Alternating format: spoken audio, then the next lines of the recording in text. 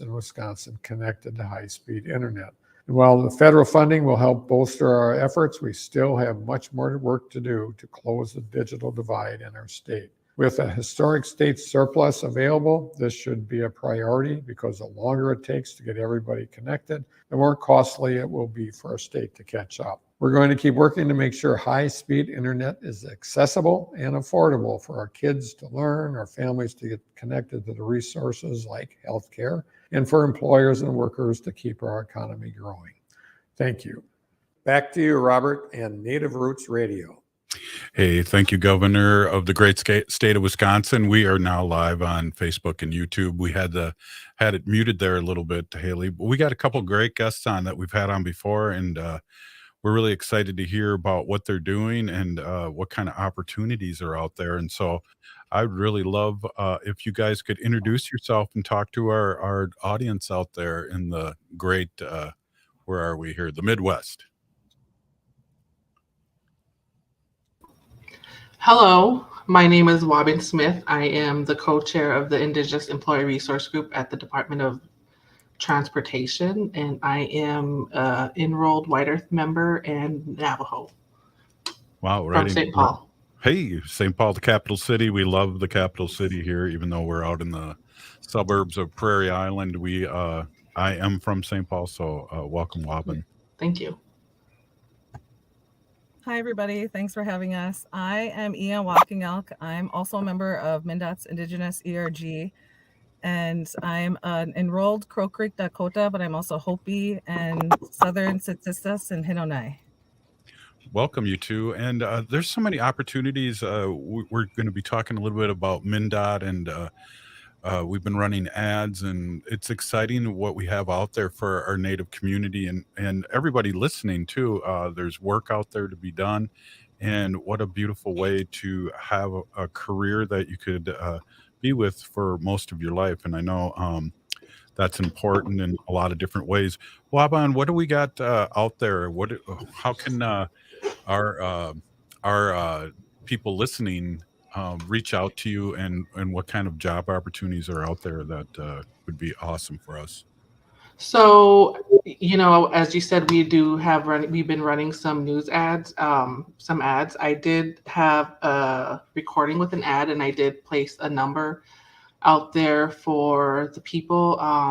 You can go to our career website on MnDOT.gov careers, and we'll have a list of our open positions along with Lena Garcia's phone number.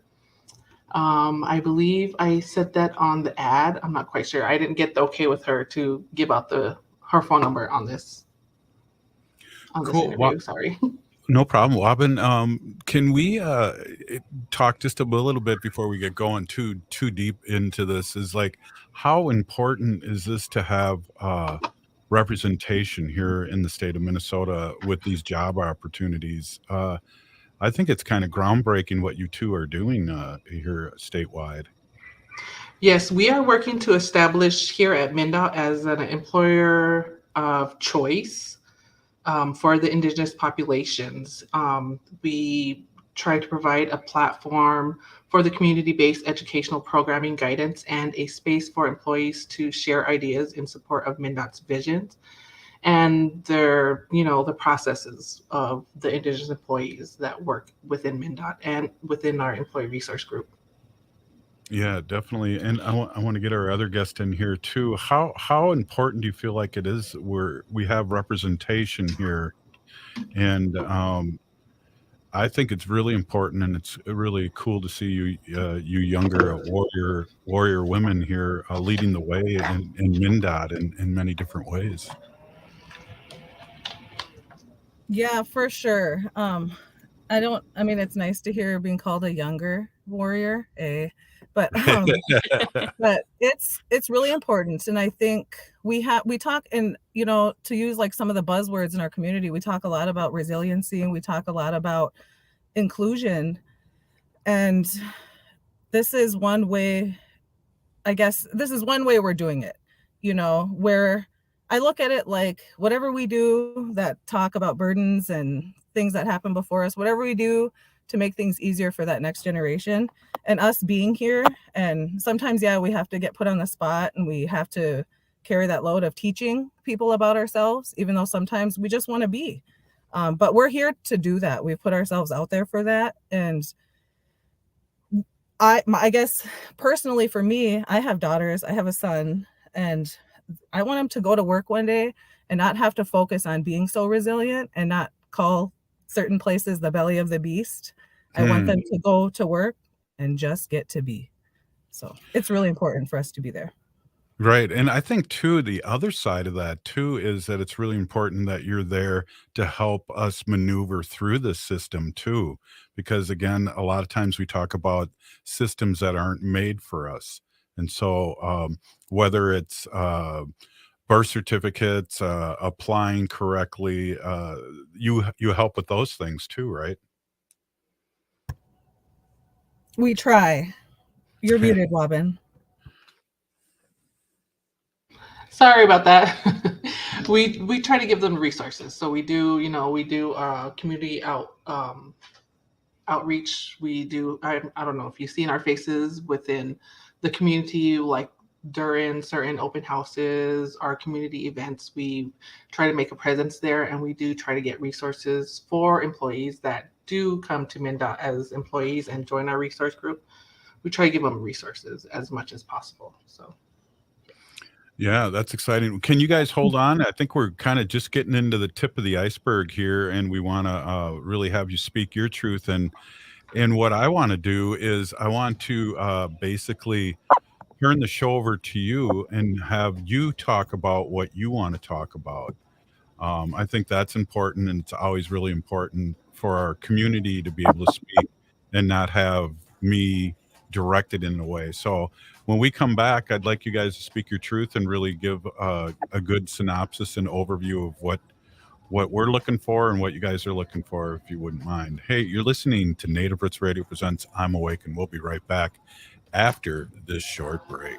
Stay with us. Oh, wow.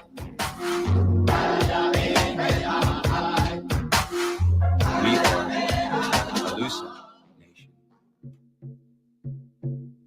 When we heal from our traumas, when we face our fears, let go of our addictions, when we relearn our values, when we live our teachings, respecting our elders, cherishing and honoring our children, when we honor and take care of our spirit, there will be no room left for sexual violence.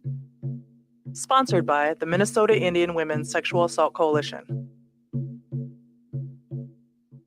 At Metro State University, change the world your way. Students learn from expert instructors in high-demand degree programs including healthcare, technology, cybersecurity, teaching, and business. As one of the most diverse universities in Minnesota, Metro State is a learning community dedicated to equity, inclusion, and anti-racism. Explore 60-plus high-quality bachelor's degree programs at Metro State University's open house events in person October 17th and online October 19th. Sign up at metrostate.edu/open house. Know your power. Metro State University.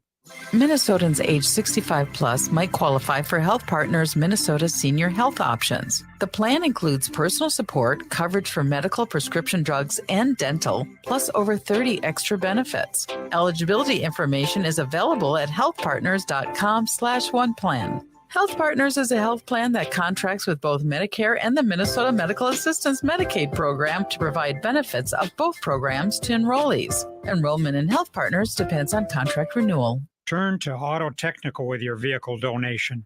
Even though Auto Technical is a small nonprofit, we have helped more families with transportation than any organization in Minnesota. Since '94, we have reconditioned donated vehicles so they have a higher tax benefit. Call Richard at 612-919-5526, 612-919-5526, or autotech.org. Anine, I'm Lieutenant Governor Peggy Flanagan, and you are listening to Native Roots Radio. We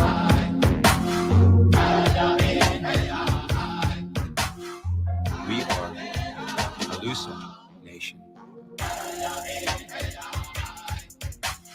Hey, welcome back to Native Roots Radio Presents I'm Awake, and I'm your host, Robert Pilot. This portion of the show is supported by J.S. Bean Factory off Randolph Avenue in St. Paul. Native owned, bringing us the best coffee, keeping us awake. I am awake, and I love that coffee. Remember Steve's blend? Yes. I always say that it gets me in a good way fired up. In a good way. Yeah. So if I ever have to do any like protesting, or anything like that, I go to Steve's Coffee because it keeps me going. Hey, we got a couple great guests here, and I wanted to ask you before we let you speak your truth and what you want to talk about. I wanted to ask you, each one of you, start with Waubun. How did you start this journey working with MnDOT, and how's that really progressed over the years, and how'd you hear about your job? Well, I started with MnDOT when I went to my workforce counselor. I believe she was the same work counselor as Ia, but I got through MnDOT. I started working at MnDOT through a work program. Great program. I was a single mother, obviously working to get off the system. And I was actually selected or picked out by Alicia to apply for the position that they were posted because of my skill set. So I applied. And, like the normal Native American, Indigenous, First Nations person doesn't really want to be working for the government. I did have a bias, and I was thinking when she was telling me, you should apply for this, you're the perfect person. I believe your skills, you'll do great. I was agreeing with her, but then I was also thinking in the back of my head, like, yeah, I'm not going to get this position. I'll apply, but, I was already in that pathway of like just already being, denied certain things that I want to go after. So when I applied, I got the interview, I did the interview, and I was, given the position. I accepted it, and I was kind of iffy about it, but getting into the position and finding out how actually it works, it kind of changed my mindset. So I started back in 2011, 2012 in the Office of Finance as an administrative assistant. So from there it took off, and it's been challenging to work all these years with different people, different supervisors, different leaders, and it really is very reflective of who you are, how you were raised, and what direction you're going to take your life. That's how it worked out for me. So. Well, that's awesome. And you've been there for over 12 years, and that says a lot right there. Yes. Ms. Walking Elk, how did you start? Hi, I have a similar story to Waubun's. I was living in St. Paul at the time. It was probably 2010, 2011. And I was trying to work my way. I was a single mom. I had a new baby, and I worked with Alicia Smith at the American Indian Family Center and Jenny Thompson, some really amazing Native ladies, and Barb Fairbanks. They're all amazing at what they do, and they really, really do want people to be better. And it came across similar to Waubun's story. It was a temporary position, like a foot in the door, if you will, is kind of how it was sold to me. I got all excited. I got all fixed up. Did my job interview. Didn't get the job. So I was just, I was like, oh, okay, well, that was cool. Now it was better prepared, I guess, for more job interviews. And as I like to call it luck, but maybe fate would have it, the person actually ended up withdrawing from the position. So they ended up asking me to take it. I got in there temporarily on a 3-month contract at the Department of Human Services. Got to know a lot of people, helping with anything. They had a backlog of things I was working on. And I met other people who said, hey, there's a position at DOT. Are you interested? And I truthfully didn't know what I was interested at the time, but I knew I wanted to work and learn. So I accepted. It was another temporary position, but it was a foot in the door, and that was over 12 years ago. Wow. So kind of bounced around a little bit with different positions. I worked as an executive assistant to the state engineer. He soon realized I wasn't the best assistant. Just kidding. I moved within my office, so I worked as an extraordinary enforcement coordinator, basically hiring highway patrol and work zones. And then I went back to school for a little while, and now I'm a discrimination investigator. And I've been here for about 5 years. So it impacted my path, but it also it gave me new pathways, I guess you could say, to apply my skills and my knowledge. But that same conflict, I think it's really important. What Waubun brought up is that we didn't grow up thinking, well, one day I'm going to work for the Department of Transportation. We actually didn't probably think much at all about the Department of Transportation, or transportation for that matter, unless it was like going to a powwow or something. But but we it's like a really big place. There's so much more depth to it, like with anything else. But yeah, so it's clearly we're doing okay there. We've both been there for quite some time. Yeah, you have. And can I correct you? I think you had your moccasin in the door, not the foot in the door. Yeah. Yep. My humpa in the door.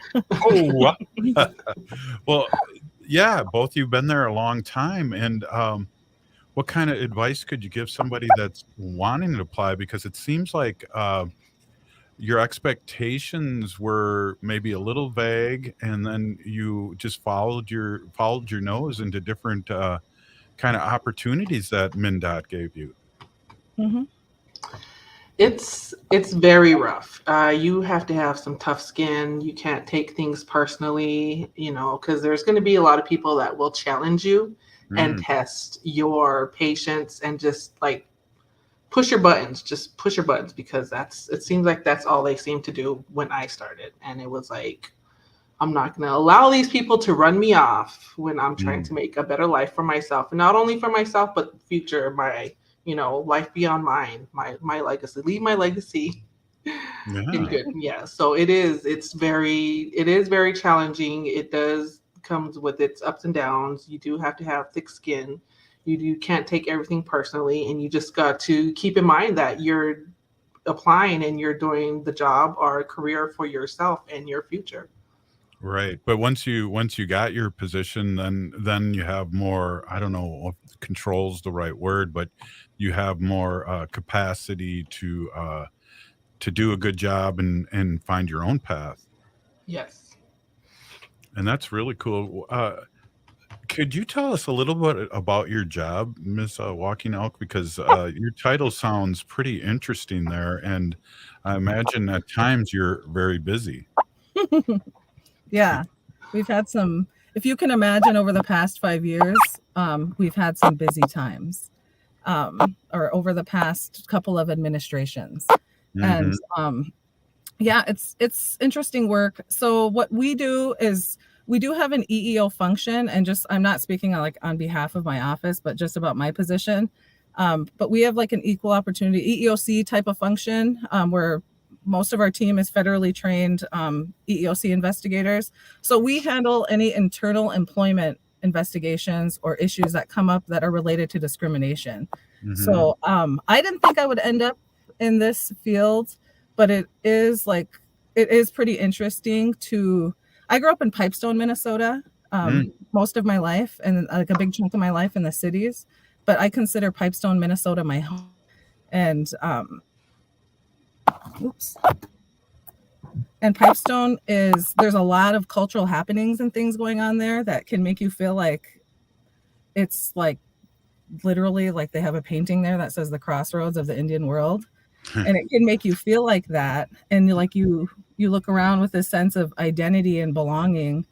But like Waubun said, working here, although I love my job and the challenges that come with it, it can test you sometimes when you're a Native person who's very who you are and you know where you come from and you see what's going on with state governments and things like that. But also to kind of piggyback on that a little bit more, but there are things we can do, like check discrimination and bad behaviors and things like that and try to correct them and change them. And am I changing the world? No, but I feel like I'm affecting some positivity here for people who need to have a good experience at work. Well, yeah, and you are changing the world. I've always told brand new teachers when I was teaching in high school that, you're going to change somebody's life. You just might not ever know whose life you're changing. So I believe when you're advocating for, especially for natives, you are changing people's lives and people's perspective too, because I feel like a lot of the old guard is leaving. And I just spoke at the University of Minnesota today, and these young ones are pretty hip, and they want to learn about, the atrocities that happened to us over the last 500 years, because it's not being taught in school. That's true too. And I think that the IERG itself, it does give natives like a home base at work. And even if you're up north or in Pipestone or somewhere like that, you can reach out. And there's so many natives that have worked here for so long, and we didn't even know that they were there. There's so many different offices. And with the creation of the group and the establishment of it and the existence of it, they actually have joined us, and it's created a community. Wow, that's great. Hey, we got one more segment with you. We're really excited to have you two on and talk about your journey and also opportunities out there for us all. Hey, you're listening to Native Roots Radio Presents I'm Awake, and I'm Robert Pilot, and I'm here with Haley, and we're holding down the flagship station here at AM 950, and we're going to be right back after this short break. Stay with us. Oh,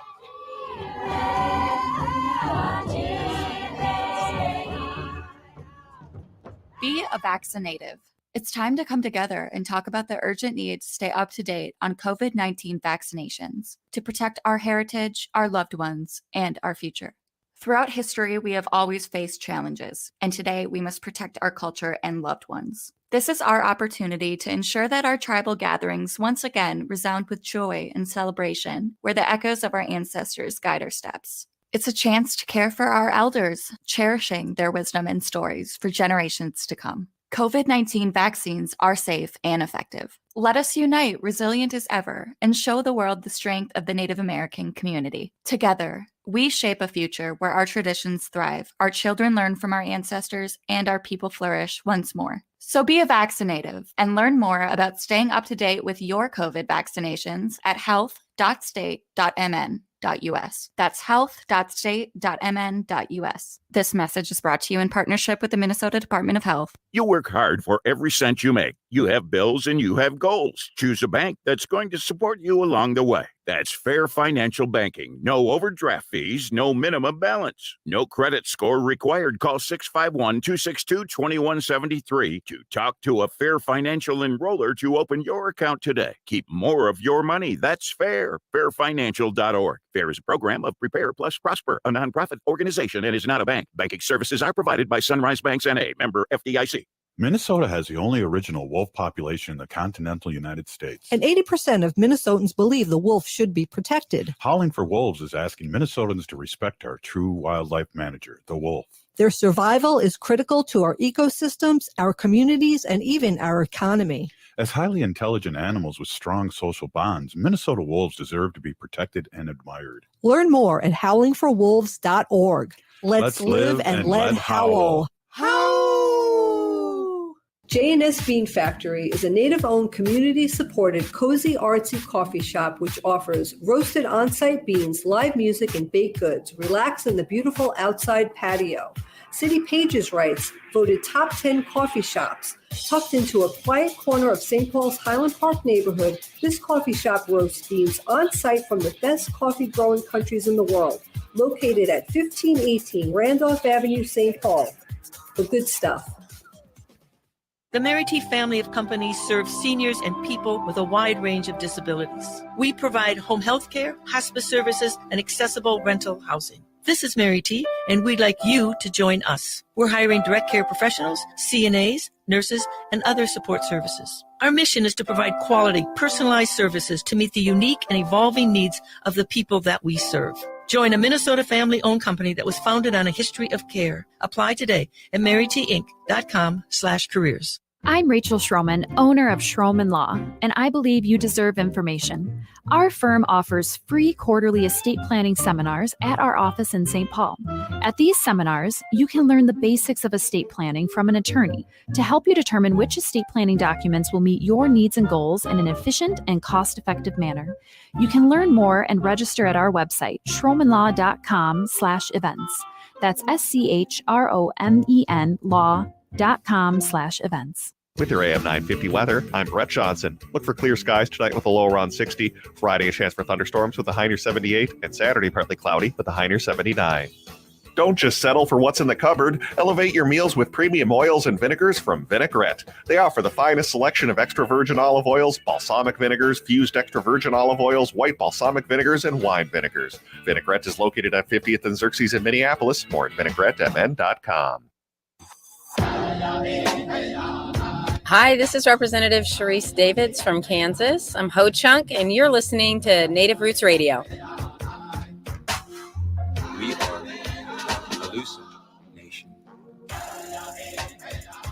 Hey, welcome back to Native Roots Radio Presents I'm Awake. I'm your host, Robert Pilot. This portion of the show is supported by Native American Community Clinic on Franklin Avenue in Minneapolis, honoring health and tradition. Yes, they do. And later on in the show, we're going to have Dr. Stately on to check in for a quick segment. But we are here with two young warriors, because I said that, because I'm old. I'm a baby elder, so I have to say young warriors that are working for MnDOT and have over a period of time. And also, you sound like you've paved the way in a good way and made room for more Native Americans to work for MnDOT. And so I'm excited to hear some more things here. Waubun, what do we have for job openings? Are we... Is it a plethora of many things, or is it just get on that website and see what you like? Yes, there's many open positions, like different positions. When you think of MnDOT, you think of plow trucks, obviously, and there's like right. a wide range of everything. So we got business development coordinator, electrician, master of records. And these are throughout the whole state of Minnesota. So it's not only here in the central, Minneapolis, St. Paul vicinity, it's throughout the entire state. So it's as far as like Wilmer or Roseville, and out of our districts, Fergus Falls, we have transportation specialists and transportation generalists. We also have like audit and investigation supervisors and administrative assistants. We also do like student workers as well, civil rights, construction inspectors, assistant mechanic shop supervisors. So there is a whole lot of open positions. You would just have to go on our website. And then once again, that is mn.gov/careers. And it's open search for open positions. And it's that link will take you to the state agency website. So it's not only MnDOT, it's all state agencies throughout the state of Minnesota. But you can choose Department of Transportations, and it will give you a list of open positions that we have here at the Department of Transportations. And then there's also a lot of other open positions within the other different state agencies. You could be like a general labor worker that works for the administration building, working on the land and gardens and stuff like that. So there's for a second when you paused general, I thought, well, I want to be a general. But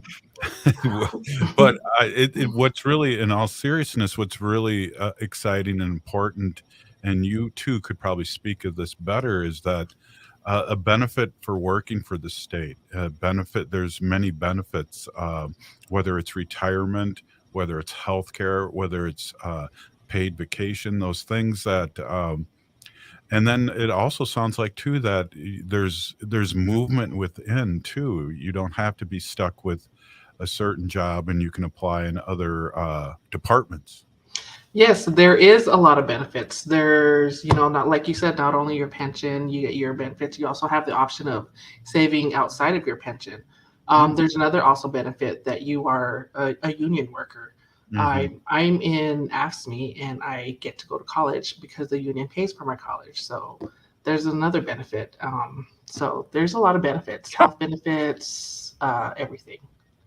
That's huge. And I want to get back to Miss Walking Elk here. And that is really interesting. I forgot that you were union, and I'm a former union person too, as a high school teacher.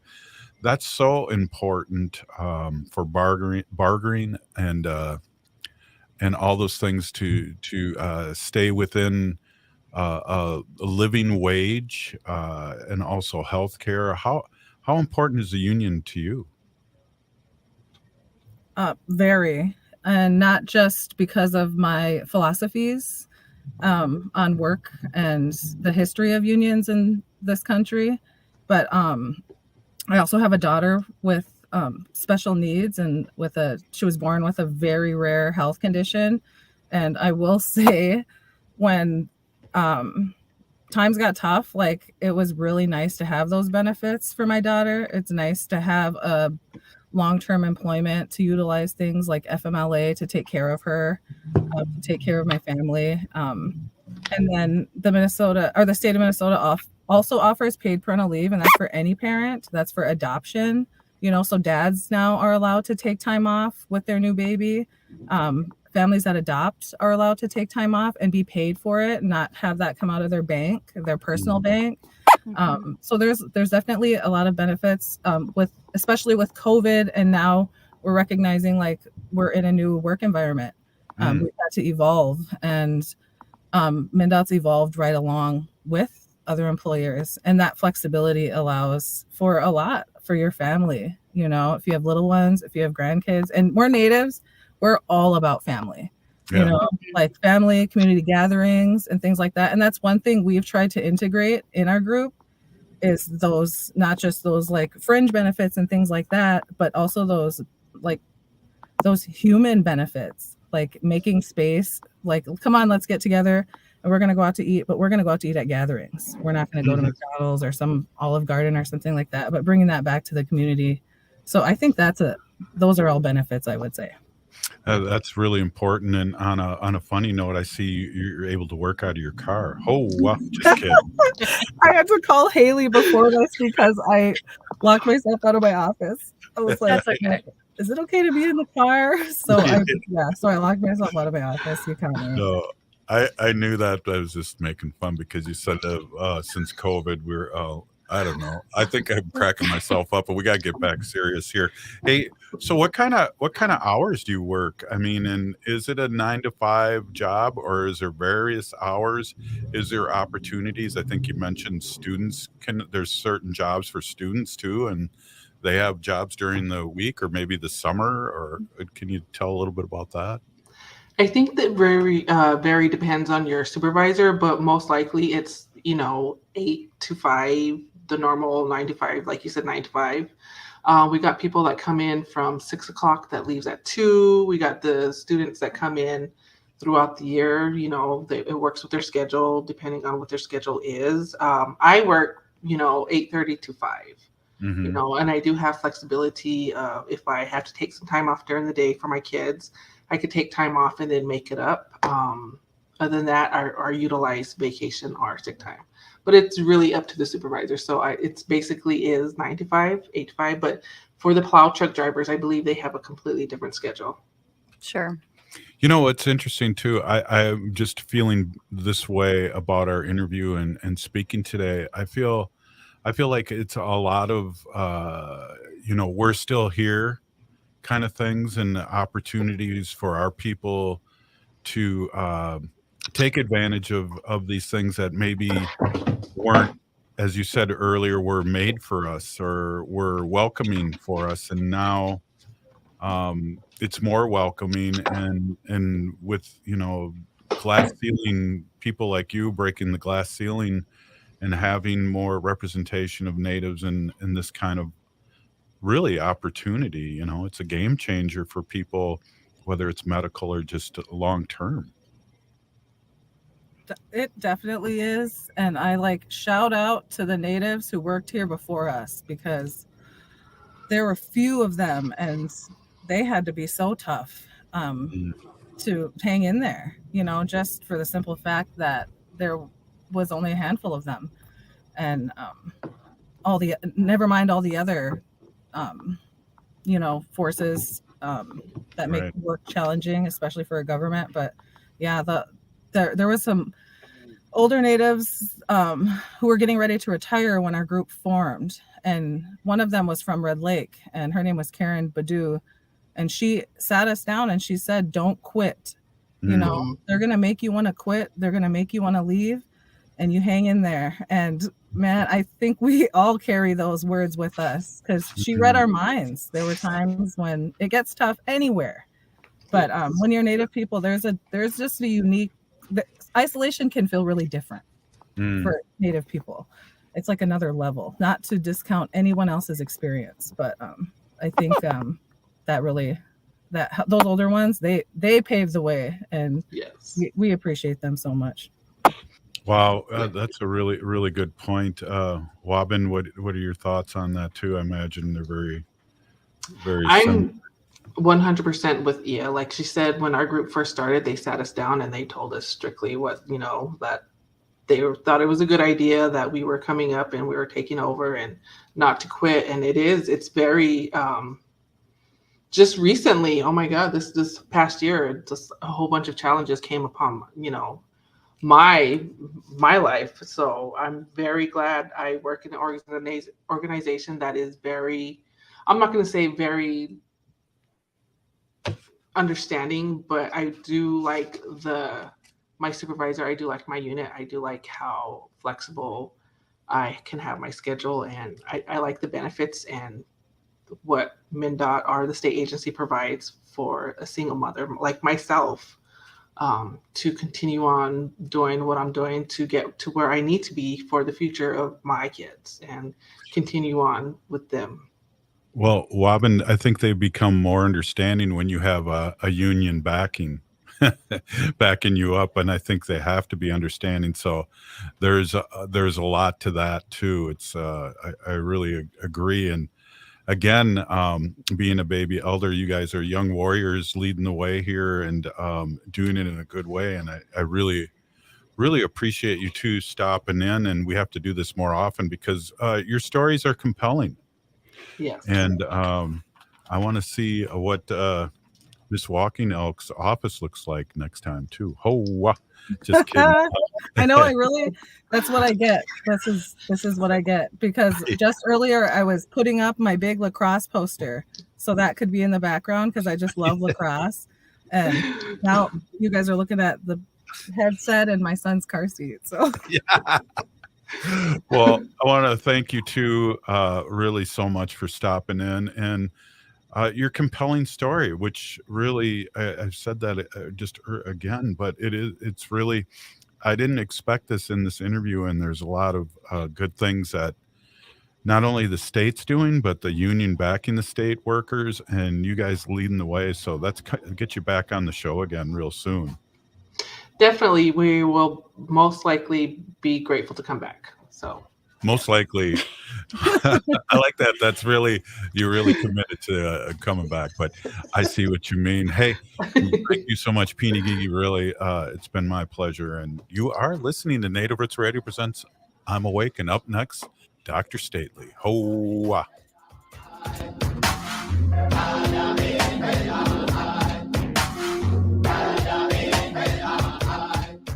Bonjour, hello. My name is Waubun. I am an enrolled member of the White Earth Nation, descendant of the Navajo Nation, and co-chair of the Indigenous Employee Resource Group with the Minnesota Department of Transportation. MnDOT is hiring for a variety of positions from road maintenance to accounting and more. We offer great benefits. For more information or to set up a one-on-one resume and application assistance, visit mn.gov/careers, or you can text or call 612-257-2388. 612-257-2388. Back to school season is here.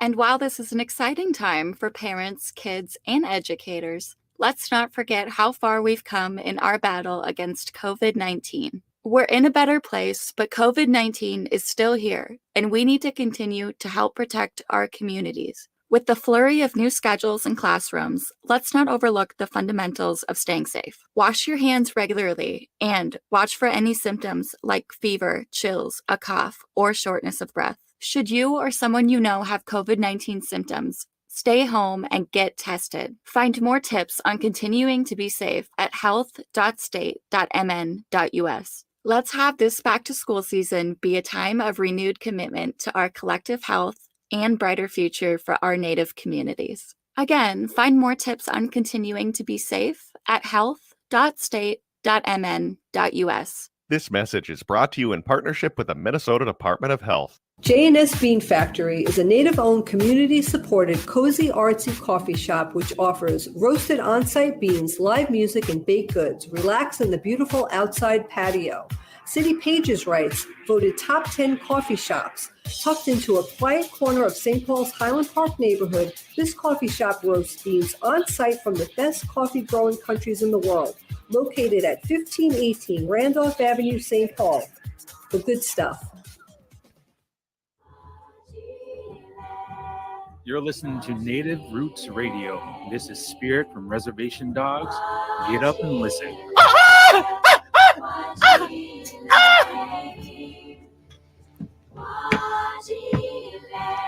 Hey, welcome back to Native Roots Radio presents I'm Awake, and I'm your host, Robert Pilot. This portion of the show is supported by Howling for Wolves, protecting wolves for future generations. Good one, Dr. Stately. Hey, we're here with Dr. Stately, CEO of Native American Community Clinic, and I got to pause there because sometimes I mess that up. Good hauling, and I just talked to Bobby Wilson, and he'll be on the show next week. Maybe we should get you on there with him. Oh, nice. I love that. And we can have a swear fest because Bobby likes to swear. Oh, well, we can beep it out, you know? My favorite. Yeah. My favorite. Did you like that howl? I even gave you like the little Ojibwe snarl, the lip curl. The snarl, definitely. Wow. Well, so we come out, we're here in Eden Prairie, and we're like, I guess just 5 minutes from your home that we've never been invited to. Well, 5 minutes if you drive fast like I do. It's probably more like 15. Well, I've just experienced my Chujunks driving because she drove today, and it would have took us 4 minutes. Mm-hmm. Oh, yeah. Pray for me on the way home. Yeah. I'm not bad. Yeah. Did you put up the quotes? I will. Okay. Yeah. Well, I want to give a shout out. As Robert said, we were at the U of M earlier today, and just want to give a big shout out to Dr. Diane Cormany, professor of journalism and communications at the University of Minnesota Twin Cities campus. Big Pinagigi for inviting us out to speak with your class today. I know Robert and I, we had a great time being back at our old stomping grounds, both being Gophers graduates. Yes. Go Gophers. Go Gophers. Go Gophers. And I work with a lot of people from Wisconsin, so I get to say go Gophers. Oh, that's awesome. Sounds like a lovely day. I don't know if you knew this, but I was a journalism major when I was at McAllister. That's right. College. That's right. Way back in the day when you still typed your news articles on typewriters. What about the do you remember the paper that you could sniff with the ink? Yeah. What was that called? The mimeograph. Mimeograph. Yeah. So you like printed your newspapers like this. Yeah. By and they hand. were all blue. Yeah, that's how I got my buff arms when I was really young. Oh, geez, that's how I started sniffing glue. But that's another that's another show, isn't it? That'll be our chemical dependency show that we do. Like the beginnings of your chemical dependency. Right. Your research and development career. Right. Well, Dr. Stately, it's interesting we got you on here for the last part of the show, and are there any updates happening here? I guess a COVID update of some sort? Well, a couple community updates are really critical. We're having the full moon ceremony here. I think it's tonight. Yeah, it'll be tomorrow, Friday. September 29th at 7. Yep. So NACC sponsors a full moon ceremony every single month. Our honor around the full moon. Actually, this full moon is actually the last what's it called? Not the blue moon, but the super moon. The super moon. And they said that it'll be possibly so cloudy that you won't be able to see it. And I think it's actually tonight, but our ceremony is tomorrow. And hopefully there'll be clear skies and it'll be warmer. So you'll be able to see that big, huge moon. It's supposed to be significantly larger. And then, but we do that every single month. That's the ceremony that we sponsor for Native women in and around the Twin Cities who, just want to kind of be in a space and get some healing around their reproductive and some lessons and some learnings as well, some teachings, our traditional teachings around taking care of your women health. Speaking at the U, and we were talking about some generational stuff, and I was all really excited because I really feel like Gen Z is going to save us in many different ways, because our families have been drugged through things like residential schools, and all these bad things have happened, and so a couple generations, we've lost our language, we've lost a lot of things. But I feel really strong about now and moving forward, and things that you're doing and that our Gen Z people are really open to. Yeah, a lot of our young people today are really focusing their efforts on, learning their language, recovering their knowledge and their ancestral knowledge, the wisdom of our elders. They're really taking a lot of intentional approach to that. I think that's going to really help our community heal from some of these historical losses. One of the things that I think was most fundamentally and just made a huge impact on me. I was talking about historical trauma one day, and we were on a workshop, myself and my nephew Ruben was on it as well. And he made this comment. He said, and we talk a lot about the Dakota War. We talk about all these things that have happened that impacted us traumatically in our history. He said, and I want to just remind everybody, yes, we have trauma in our DNA that we pass down, but we also have strength and resilience. He goes, and one of the things that was really profound about his comment, he said, the U.S. Dakota War and all the things that happened to us as a result of that is such a small amount of time that we've been on this planet. We have, as Dakota people, we've been here for 10, 12, 14,000 years. So 100 years of that time is very, very small. Right. So let's not try to forget that. Let's try to remember, the strength and the beauty and the resilience we carry with our ancestors as well. And we carry that into the generations today and not forward for the next 7. And we can pull ourselves out of these things. Yeah, really good point too. And I want to remind too and I talked a little bit about to the students too, is that everyone's been colonized. At one time, Irish people believed in earth and sky, just like natives, but we're like the last holdouts in the resilient part too. But everyone has to remember that they came from a lot of the same teachings that Native Americans have, but have lost it through colonization and war or whatever. Yeah. Well, indigenous people all over the planet have, been colonized. A lot of them have, even, many of the people who say I'm a white person or I'm white people or I'm American, right? Mm-hmm. The process and the intent of colonization is to strip you of your history and your knowledge about who you were and who you came from and where you came from, and that relationship to place, land, your community, your people, your nationhood, your history, your ancestors. It's intended to make you think forget about all that. What's important is this shiny new thing I'm putting in front of you right now. Wow, right? Really good point. And I've read that I don't even know if it was the 1910s or even later in the 40s that there was not a white group of people. They were Italians, Irish.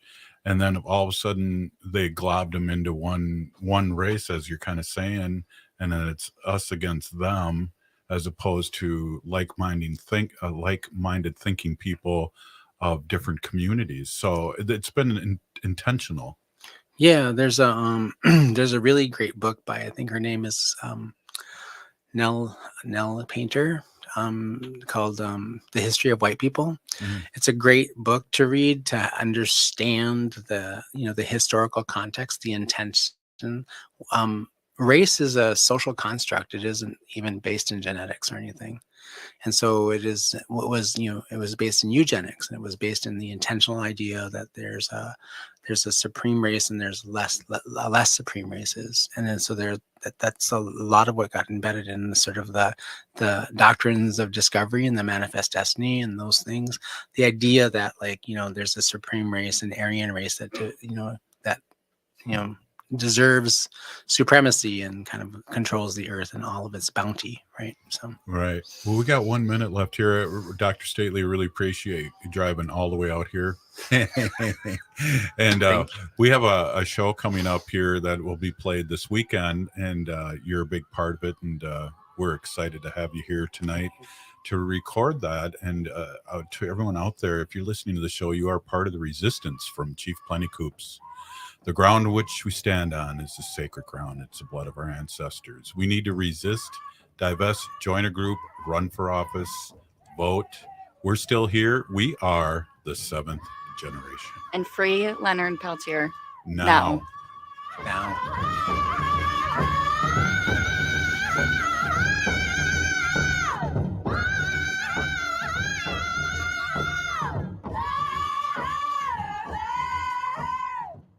Nightingale is your cozy, comfortable neighborhood